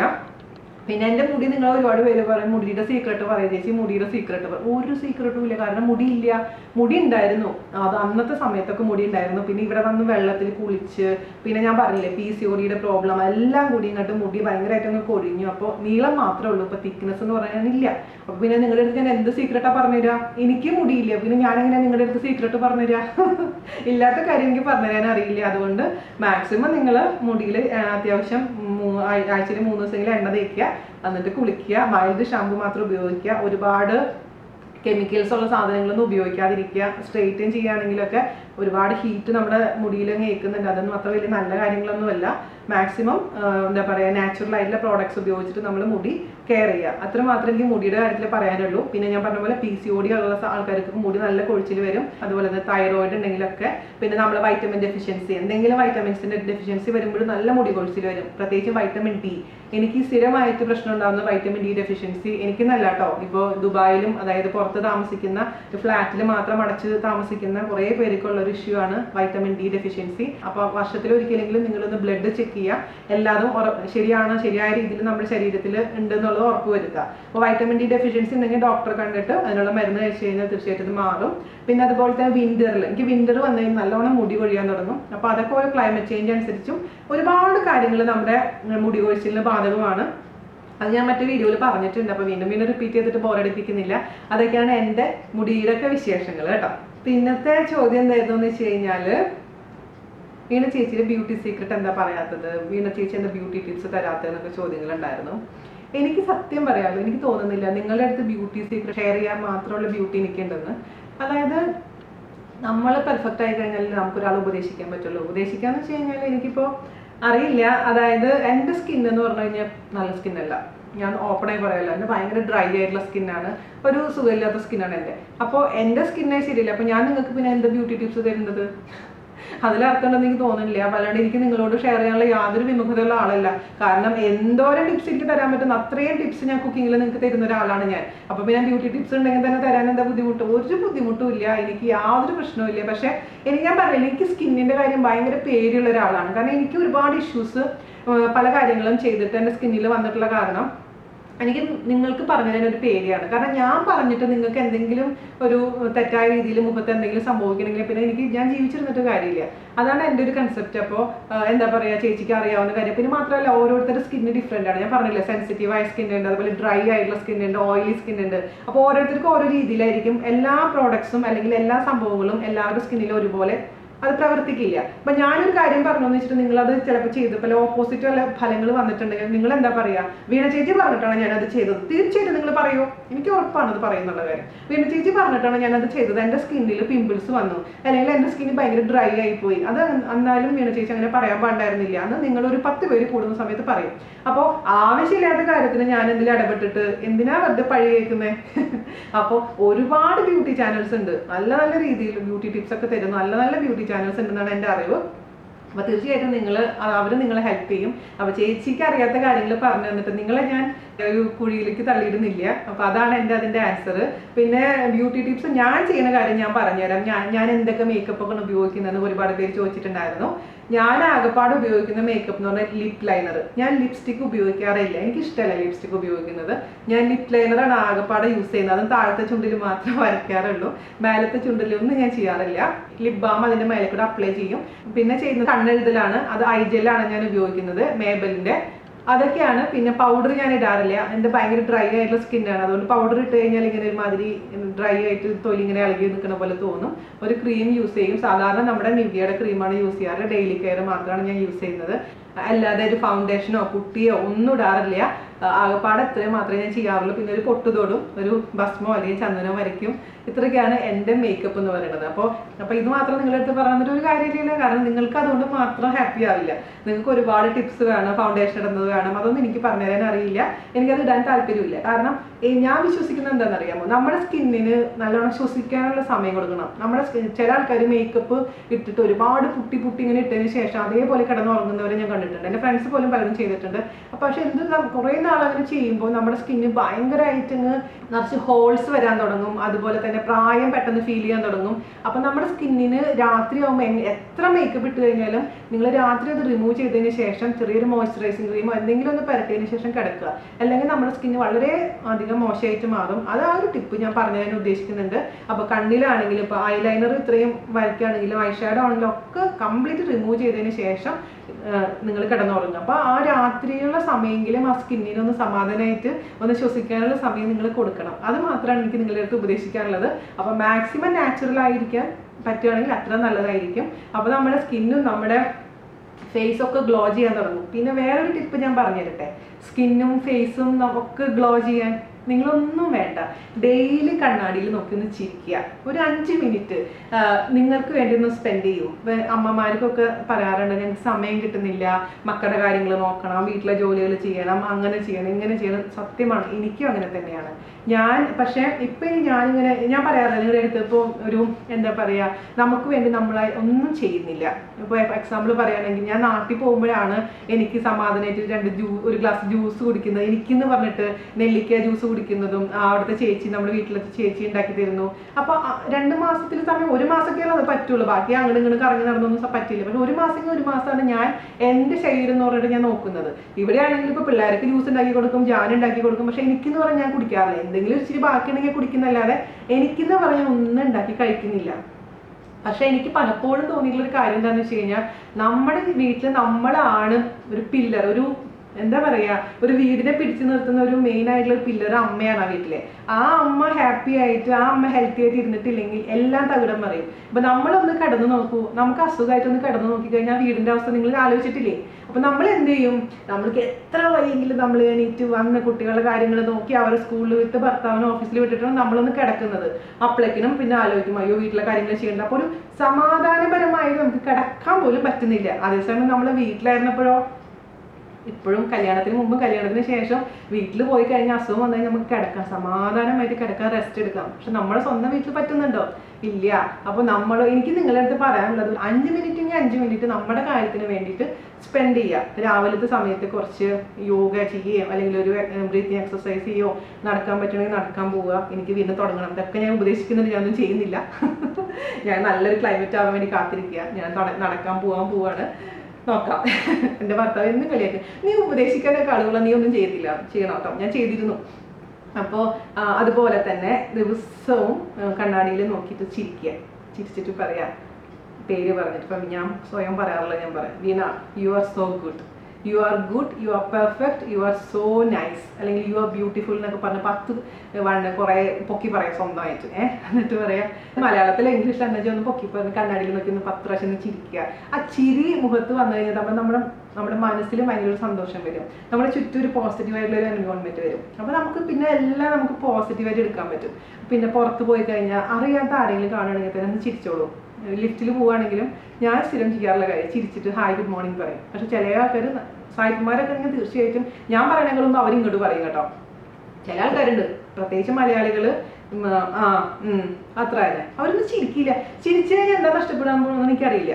അത് അവരുടെ പ്രശ്നമാണെന്ന് എനിക്ക് തോന്നാറുണ്ട്. അതേപോലെ തന്നെ ഒരു സിനിമയായാലും നല്ലൊരു തമാശ കേട്ട് കഴിഞ്ഞാൽ നല്ലൊന്ന് പൊട്ടിച്ചിരിച്ചോ നിങ്ങൾ, എന്താ സംഭവിക്കാൻ പോണേ? പൊട്ടിച്ചിരിച്ച് എന്താ ഉണ്ടാവാൻ പോണേ? നിങ്ങളുടെ ഗ്രേഡ് അങ്ങ് താഴോട്ട് പോവോ? എനിക്കറിയില്ല. ചില ആൾക്കാരൊരു കട്ടിച്ച് പിടിച്ചിരിക്കുന്നത് ഞാൻ കാണാറുണ്ട്. ചില ഷോ ഒക്കെ കാണുമ്പോൾ അത്രയും തമാശ, നമുക്കിങ്ങനെ തലകുത്തി പറയുന്ന തമാശയാണെങ്കിലും ഫ്രണ്ടിലിരിക്കുന്ന ആൾക്കാർ ഇങ്ങനെ ഇരിക്കും, ഇപ്പൊ ബോംബ് പൊട്ടണ പോലെയാ. അയ്യോ ഒന്ന് കുട്ടിക്കാൻ തോന്നി ചില സമയത്ത്. അപ്പൊ അത് എന്തിനാ നിങ്ങൾ ഇങ്ങനെ ഒളിപ്പിച്ച് വെക്കണമെന്ന് ഞാൻ ആലോചിക്കുന്നത്. സന്തോഷം വന്നത് ഞാൻ പ്രകടിപ്പിക്കും. ഡാൻസ് എങ്ങനെയെങ്കിലും ഡാൻസ് ചെയ്യുക, എന്താ കുഴപ്പം? ഒരു കുഴപ്പമില്ല. അത് നമ്മൾ പ്രകടിപ്പിക്കാത്തത് കൊണ്ട്, നമ്മൾ പല കാര്യങ്ങളും പ്രകടിപ്പിക്കാത്തതുകൊണ്ടാണ് നമ്മളിങ്ങനെ ഫ്രസ്ട്രേഷൻ നമ്മൾ അനുഭവിക്കുന്നത്. അപ്പം മാക്സിമം നിങ്ങൾ സ്വന്തമായിട്ട് അപ്രീഷിയേറ്റ് ചെയ്യാൻ പഠിക്കുക, സ്വന്തമായിട്ട് സ്നേഹിക്കാൻ പഠിക്കുക. Love your self. ആദ്യം നമ്മളെ ലവ് ചെയ്യുക. അപ്പം നമുക്ക് എല്ലാവരെയും ലവ് ചെയ്യാൻ പറ്റും. അതാണ് ഈ അവസരത്തിൽ എനിക്ക് നിങ്ങളുടെ അടുത്ത് പറയാനുള്ളത്. ഓക്കെ, സോഷ്യൽ മീഡിയയെ പറ്റിയിട്ടുള്ള പോസിറ്റീവായിട്ടുള്ള നെഗറ്റീവായിട്ടുള്ള കാര്യങ്ങൾ എന്താണെന്നാണ് അടുത്ത ചോദ്യം. അതായത് ഫേസ്ബുക്ക് പോലുള്ള സോഷ്യൽ മീഡിയ, അതിനെക്കുറിച്ച് എൻ്റെ അഭിപ്രായം. ഞാൻ സോഷ്യൽ മീഡിയനെ പറ്റി അഭിപ്രായം പറയാൻ ആരുമല്ല.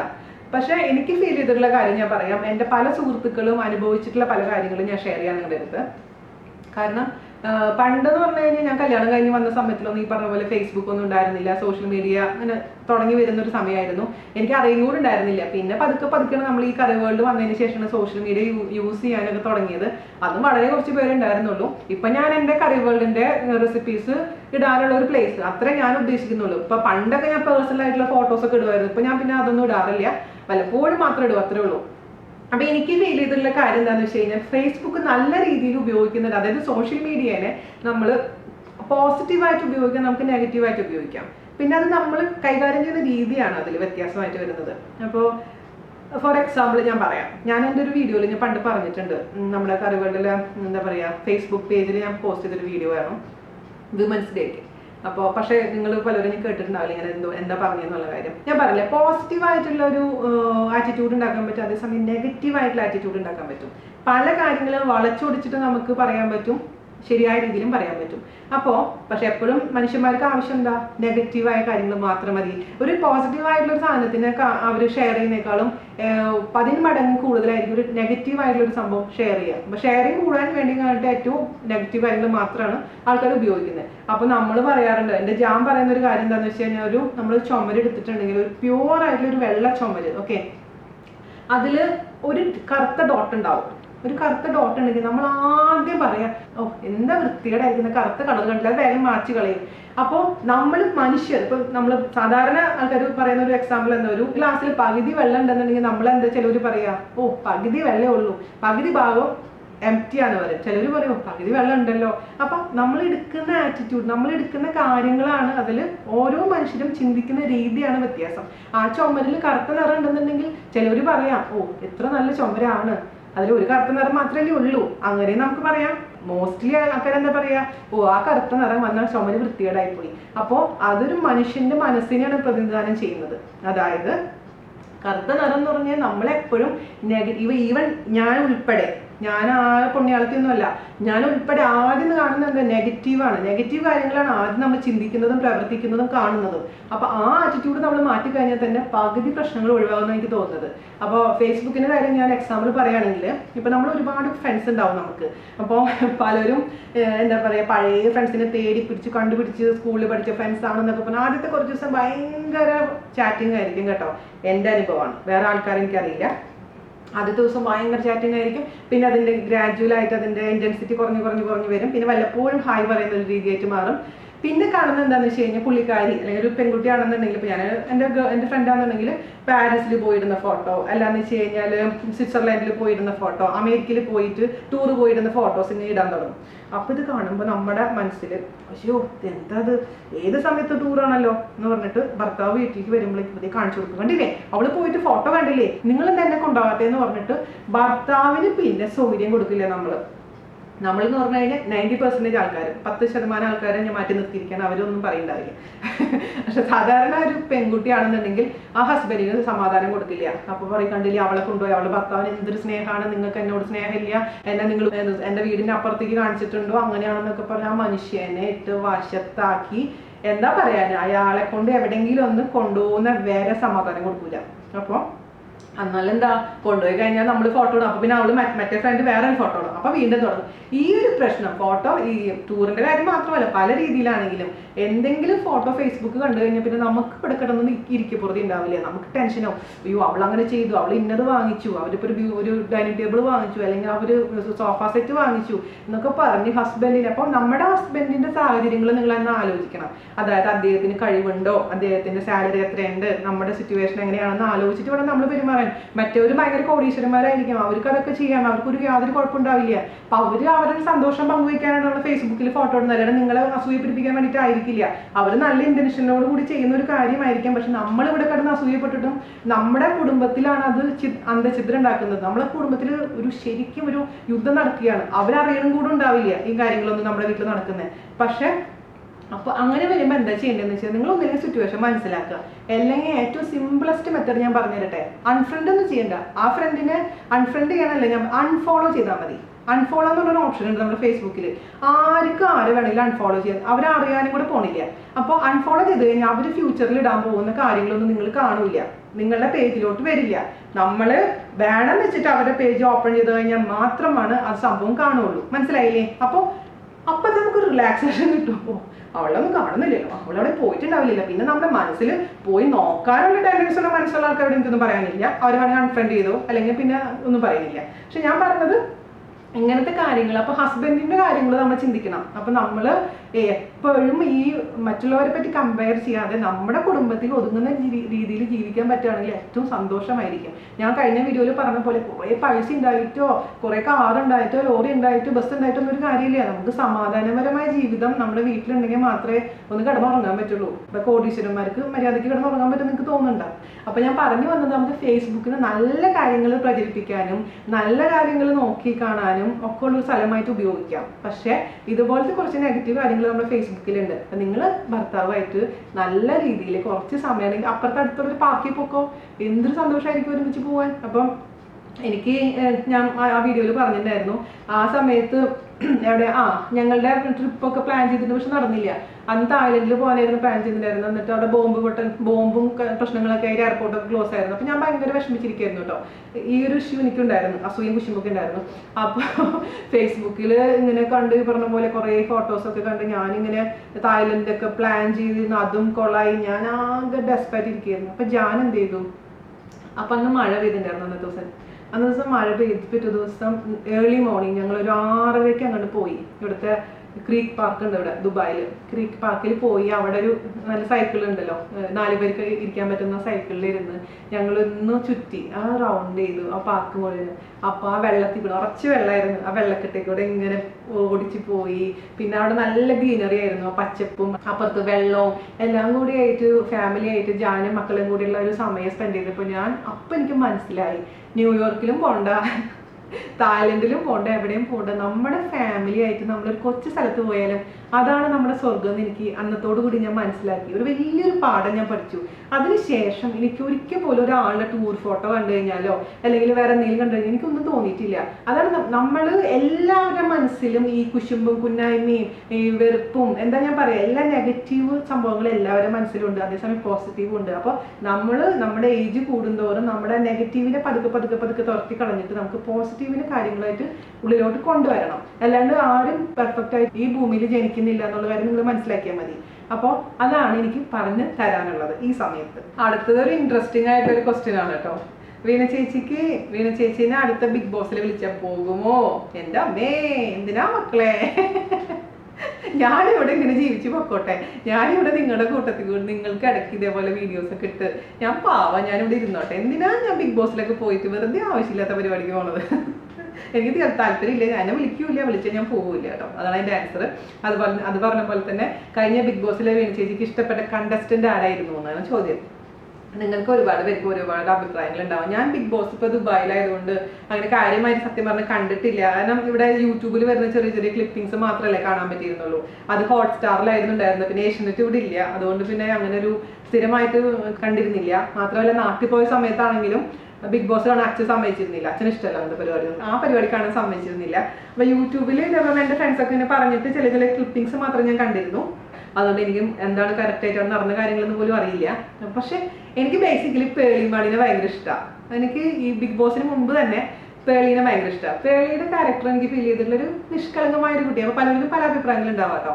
പേളിനെ കുറിച്ച് പലപ്പോഴും ഞാൻ പലരും പറഞ്ഞു കേട്ടുള്ള ഒരു കാര്യം ഫേക്കാണ് എനിക്ക് മനസ്സിലാവുന്നില്ല എന്തുകൊണ്ടാണെന്ന്. പക്ഷെ എൻ്റെ ഒപ്പീനിയനിൽ എനിക്ക് പേളിനെ ഭയങ്കര ഇഷ്ടമാണ്. അത് എൻ്റെ പേഴ്സണൽ ഒപ്പീനിയൻ ആണ്. അപ്പം നിങ്ങൾ ഇഷ്ടപ്പെടുന്ന ആൾക്കാരായിരിക്കില്ലല്ലോ ഞാൻ ഇഷ്ടപ്പെടുന്നത്. അപ്പോൾ എനിക്ക് പേളിനെ ഭയങ്കര ഇഷ്ടമാണ്. വെരി ഇന്നസെന്റ് ഗേൾ ആണ്. അപ്പോൾ എനിക്ക് പലപ്പോഴും പേളിയുടെ എൻ്റെ ക്യാരക്ടർ ഏകദേശം സിമിലാരിറ്റി, മുഴുവൻ അല്ലെങ്കിൽ പോലും എവിടേക്കോ ഒരു സിമിലാരിറ്റി ഫീൽ ചെയ്തിട്ടുണ്ട്. ഭയങ്കര ജെന്യൂൻ ആയിട്ടാണ് എനിക്ക് ഫീൽ ചെയ്തേക്കുന്നത്. ചിരിക വന്നു കഴിഞ്ഞാൽ പുള്ളിക്കാരി ചിരിക്കും, കരച്ചിൽ വന്നാൽ കരയും. അത് മനുഷ്യർ എല്ലാവരും അങ്ങനെയൊക്കെ തന്നെയാണ്. നമ്മൾ ഈ ക്യാമറയ്ക്ക് മുന്നിൽ അഭിനയിക്കുന്ന ചിലർ ക്യാമറയ്ക്ക് മുന്നിൽ വരുമ്പോൾ അഭിനയിക്കും, ചിലർ ക്യാമറയ്ക്ക് മുന്നിൽ വെച്ച് ജീവിക്കും. അത്ര വ്യത്യാസമുള്ളൂ. അപ്പോൾ പേൽക്കുട്ടി ലവ് യു. പേൽക്കുട്ടി എൻ്റെ ഇതൊന്നും കാണുന്നുണ്ടാവില്ല, എന്നാലും ഒരുപാട് ഇഷ്ടമാണ് പേലിൻ്റെ. നന്നായി വരട്ടെ, എപ്പോഴും എല്ലാ അനുഗ്രഹങ്ങളും ഉണ്ടാവട്ടെ. അപ്പോൾ അതാണ് അതിൻ്റെ ആൻസർ കേട്ടോ. പിന്നെ അടുത്ത് എന്തായിരുന്നു, ഇഷ്ടപ്പെട്ട TV ഷോ എന്താണ്, എന്തൊക്കെയാണ് ചേച്ചി കാണാറുള്ളത്? ഞാൻ പലപ്പോഴും പറഞ്ഞിട്ടുണ്ട് അല്ലേ, ഞാൻ ആൾക്കാരെ കാണുന്നത് ഉപ്പുമുളകുമാണ്. ഉപ്പുമുളക് എന്ന് പറഞ്ഞു കഴിഞ്ഞാൽ പണ്ട് കണ്ടിരുന്നു. ഇപ്പൊ പ്രത്യേകിച്ച് കുഞ്ഞാവ വന്നതിന് ശേഷം കൂടുതൽ കാണാൻ തുടങ്ങിയിട്ടുണ്ട്. കുഞ്ഞാവനെ ഭയങ്കര ഇഷ്ടമാണ്. ആരൊക്കെ പിള്ളേർ ഇഷ്ടമില്ലാത്ത അല്ലേ? ആ കൊച്ചിനെ എനിക്ക് ഭയങ്കര ഇഷ്ടമാണ്. അതിനെ കിട്ടിക്കഴിഞ്ഞാൽ ഇങ്ങനെ എനിക്ക് ഭയങ്കര ഇഷ്ടമാണ്. അപ്പൊ അതുകൊണ്ട് ഞാൻ ഭയങ്കര എന്ന് പറഞ്ഞ വാക്ക് ഉപയോഗിക്കാൻ പാടില്ല ഒരാൾ എൻ്റെ അടുത്ത് പറഞ്ഞിട്ടുണ്ടായിരുന്നു. സോറി, ഞാൻ നമ്മുടെ സ്ലാങ് അങ്ങനെയാ കേട്ടോ. ഒരുപാട് എന്നുള്ള എൻ്റെ മീനിങ് ആണ് ഭയങ്കര എന്ന് നമ്മൾ പ്രത്യേകിച്ച് തൃശ്ശൂർക്കാർ പറയും. ഞാൻ ഉദ്ദേശിച്ചത് ഒരുപാട് ഇഷ്ടമാണെന്നാണ്. അപ്പൊ അതുകൊണ്ട് ഉപ്പും മുളകും ഞാൻ കാണാറുണ്ട്. പിന്നെ അതൊരു ലൈറ്റ് ആയിട്ടുള്ള സീരിയലല്ലേ, നല്ല തമാശ, നല്ല റിലാക്സ്ഡ് ആയിട്ട് ഇരിക്കാൻ പറ്റുന്ന ഒരു സീരിയലാണ്. അപ്പൊ ഞാനത് വീഡിയോ ഇട്ടിട്ടാണ് ഞാൻ എൻ്റെ ജോലിയൊക്കെ ചെയ്യാറുള്ളത്. അതുപോലെ തന്നെ അതിനു മുമ്പ് ഉണ്ടായിരുന്ന സൂപ്പർ ഫോർ എന്നുള്ള റിയാലിറ്റി ഷോ ഉണ്ടായിരുന്നു നമ്മുടെ മഴവിൽ മനോരമയില്. അത് ഞാൻ കാണാറുണ്ടായിരുന്നു. എനിക്ക് ഭയങ്കര ഇഷ്ടമായിരുന്നു. എല്ലാ പിള്ളേരും എനിക്ക് ഭയങ്കര ഇഷ്ടമാണ്. പ്രത്യേകിച്ചും ശ്രീഹരി വിജയിച്ചു ഇപ്രാവശ്യം ഫിനാലയിൽ. ഒരുപാട് സന്തോഷമായി. എനിക്ക് അവിടുത്തെ എല്ലാ പിള്ളേരും എനിക്ക് ഇഷ്ടമാണ്. എനിക്ക് എന്ത് ഇഷ്ടപ്പെടാൻ കാരണം എന്ന് വെച്ച് കഴിഞ്ഞാൽ ഒരുപാട് റിയാലിറ്റി ഷോസ് ഞാൻ കണ്ടിട്ടുണ്ട്. പക്ഷേ സൂപ്പർ ഫോറിൻ്റെ ഒരു ഗുണം എന്ന് വെച്ച് കഴിഞ്ഞാൽ ഭയങ്കര പോസിറ്റീവ് വൈബുള്ള ഒരു ഷോ ആയിരുന്നു. പ്രത്യേകിച്ച് സുജാത ചേച്ചിയുടെ ചിരി. സുജാത ചേച്ചിയെ എടുത്ത് പറയാതിരിക്കാൻ പറ്റില്ല. കാരണം പുള്ളിക്കാരി എപ്പോഴും ഹാപ്പിയാണ്. അവരുടെ ആ ഒരു പോസിറ്റിവിറ്റി കൊണ്ട് ബാക്കിയുള്ള ജഡ്ജസും, ഈവൻ ശരത് സാർ ആണെങ്കിലും, ഷാൻ ആണെങ്കിലും, ദീപക് ദേവ് ആണെങ്കിലും എല്ലാവരും, അതുപോലെ അൽഫോൺസ് ജി ആണെങ്കിലും എനിക്ക് ഭയങ്കര ഇഷ്ടം. അവരെ 4-5 പേരെ എനിക്ക് ഭയങ്കര ഇഷ്ടം.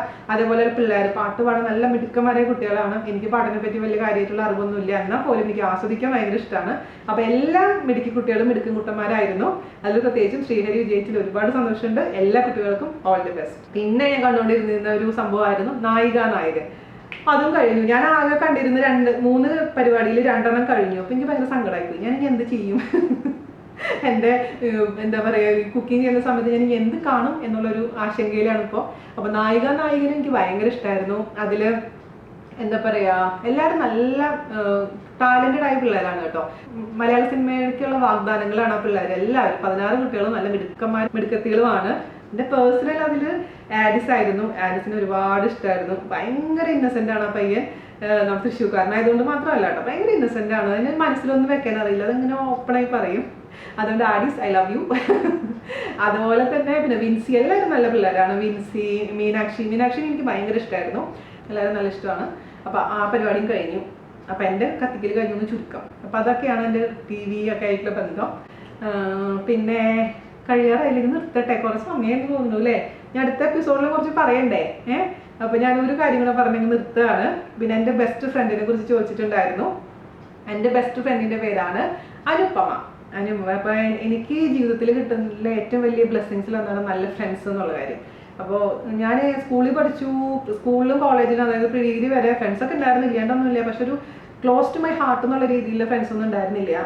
പിന്നെ എഞ്ചിനീയറിംഗിന് പോയതിനു ശേഷമാണ് എനിക്ക് 7 സുന്ദരി കുട്ടികൾ എനിക്ക് ഫ്രണ്ട്സായി കിട്ടിയത്. അപ്പോൾ ഞങ്ങൾ 8 പേര് ഒരു ഗാങ്ങാണ് ചെറീസ്. അപ്പോൾ അതിൽ ഞാൻ നമ്മളെ പിള്ളേരും ഒരുവിധപ്പെട്ട പേരും നമ്മുടെ വീഡിയോയിൽ വന്നിട്ടുണ്ടായിരുന്നു. 3 ലക്ഷം സബ്സ്ക്രൈബേഴ്സ് ആയതിൻ്റെ ആഘോഷത്തിൽ അവർ സംസാരിച്ചിട്ടുണ്ടായിരുന്നു. അപ്പോൾ അതിൽ ഒരാൾ പൂനം നായർ, പൂനം അമേരിക്കയിലാണ്. പിന്നെ അതുല്യ രജുൽ, അവൾ അമേരിക്കയിലാണ്. പിന്നെ മഹാലക്ഷ്മി നായർ, അവൾ UK-യിലാണ്. പിന്നെ ദീപ ആനന്ദവല്ലി എന്നാണ് പേര്, പക്ഷെ ഞങ്ങൾ ദീപ എന്നാണ് വിളിക്കുക. ദീപ ബോംബെയിലാണ്. പിന്നെ ലക്ഷ്മി ഇപ്പോൾ കോയമ്പത്തൂരാണുള്ളത്. ശ്രീജ എറണാകുളത്താണ്. പിന്നെയുള്ളത് ആരാ? അനുപമ ആലപ്പുഴയിലാണ്. അപ്പോൾ ഇതാണ് എൻ്റെ ഗ്യാങ് എന്ന് പറയുന്നത്. അപ്പോൾ ഇപ്പോഴും ഞങ്ങൾ ആ ഫ്രണ്ട്ഷിപ്പ് കാത്തു സൂക്ഷിക്കുന്നുണ്ട്. ഡെയിലി സംസാരിച്ചിട്ടില്ലെങ്കിൽ പോലും സംസാരിക്കുന്ന സമയത്ത് എന്താ പറയാ, അടിച്ചു പൊളിക്കാറുണ്ട്. ഞങ്ങൾ വർഷത്തിലൊരിക്കൽ കാണാൻ ശ്രമിക്കാറുണ്ട്. 2-3 പ്രാവശ്യം കണ്ടിട്ടുണ്ടായിരുന്നു. പിന്നെ അനുവിനെ ഞാൻ സ്ഥിരമായിട്ട് അനുവിനെ എല്ലാ വർഷവും കാണാറുണ്ട്. ഒന്നില്ലെങ്കിൽ അവൾ എൻ്റെ വീട്ടിൽ വരും, അല്ലെങ്കിൽ ഞാൻ അവളുടെ വീട്ടിൽ പോകും, അല്ലെങ്കിൽ ഞങ്ങൾ എവിടെയെങ്കിലും വെച്ച് മീറ്റ് ചെയ്യും. അപ്പോൾ അനുവാണ് എൻ്റെ ക്ലോസ് ഫ്രണ്ട് എന്ന് ചോദിക്കുകയാണെങ്കിൽ അനുപമയാണ് എൻ്റെ ക്ലോസ് ഫ്രണ്ട്. എൻ്റെ cherries, I love you all ഉമ്മ. അപ്പോൾ ഇതൊക്കെയാണ് ഇന്നത്തെ ചോദ്യങ്ങൾ. ഒരുപാട് നേരം പോയി, ഒരുപാട് നേരം ഇനി ഇത് കഴിഞ്ഞാൽ ശരിയാവില്ല. അപ്പൊ ഇനി കുറേ ചോദ്യങ്ങൾ ബാക്കിയുണ്ട്. അപ്പൊ നിങ്ങളുടെ ബാക്കിയുള്ള ചോദ്യങ്ങളൊക്കെ ഞാൻ അടുത്ത എപ്പിസോഡിൽ ഉത്തരം പറയുന്നതായിരിക്കും. അപ്പോൾ ഇപ്രാവശ്യം കുറേ പേര് എന്നോട് ഹായ് പറയാൻ പറഞ്ഞിട്ടുണ്ടായിരുന്നു. അവരുടെ പേര് ഞാൻ ജസ്റ്റ് ഒന്ന് വായിക്കാം. ഓക്കെ, അപ്പൊ ഞാൻ ആദ്യം വായിക്കാം. രാഹുൽ പ്രദീപ്, അതുപോലെ തന്നെ ഷോജ പ്രദീപ്. ഓക്കെ, പിന്നെ അജീഷ് ബാംഗ്ലൂർ, രാജീവ് ശ്രീജിത്ത്, ശ്രീനാഥ്, വരത് നിഖിൽ, ദർശ് നിഖിൽ, അഞ്ജന നിഖിൽ, കുഞ്ഞി രേഷ്മ, സോമി, സ്നേഹ, ഷെബിൻ, ഷബ്ന അബു, രശ്മി പ്രശാന്ത്, ഫർസാന മുസ്തഫ, ഫർസാന, നീന ഉണ്ണികൃഷ്ണൻ, സിനോജ്, ഐശ്വര്യ പ്രശാന്ത് പാലക്കാട്, റിഫ നസ്രിൻ, ഷൻഷു ഫൈസൽ, അഖില രാജ്, ദേവ്ന, ദേവ്ജ, അബിത ആൻഡ് നാൻസി റനീഷ്. ഇത്രയും പേരാണ് എൻ്റെ അടുത്ത് പേര് പറയാൻ ആവശ്യപ്പെട്ടിട്ടുണ്ടായിരുന്നത്. അപ്പോൾ ആരെങ്കിലും പേര് പറയാൻ വിട്ടുപോയിട്ടുണ്ടെങ്കിൽ തീർച്ചയായിട്ടും ഇതിൻ്റെ താഴെ കമൻ്റ് ആയിട്ട് ഇട്ടാൽ മതി. അടുത്ത എപ്പിസോഡിൽ തീർച്ചയായിട്ടും നിങ്ങൾ എല്ലാവരും പേര് ഞാൻ ഇൻക്ലൂഡ് ചെയ്യുന്നതായിരിക്കും. അപ്പോൾ എല്ലാവർക്കും എൻ്റെ ഒരുപാട് big hi. Love you all. ഒരുപാട് സന്തോഷമാണ് നിങ്ങളുടെ എല്ലാവരുടെയും ആ സപ്പോർട്ടിനും സ്നേഹത്തിനും. എത്ര നന്ദി പറഞ്ഞാലും എനിക്ക് മതിയാവില്ല. അപ്പോൾ നമുക്ക് അടുത്ത എപ്പിസോഡിൽ കാണാം. അപ്പോൾ അതുവരേക്കും ടാറ്റ, bye bye. Love you all, by.